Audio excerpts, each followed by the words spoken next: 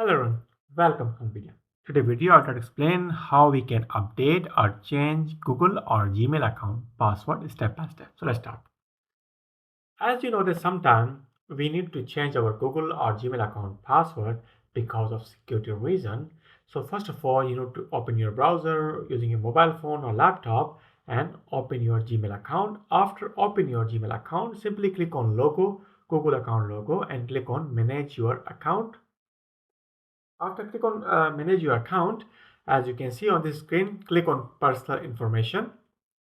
After click on personal information, simply scroll down, scroll down.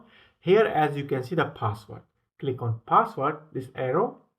After click on this, as you can see, you need to provide your new password. Simply, you need to provide your new password here.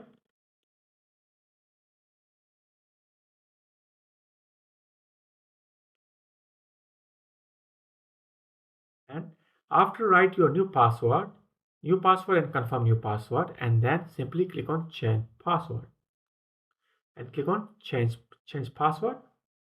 After click on change password, your password is changed now.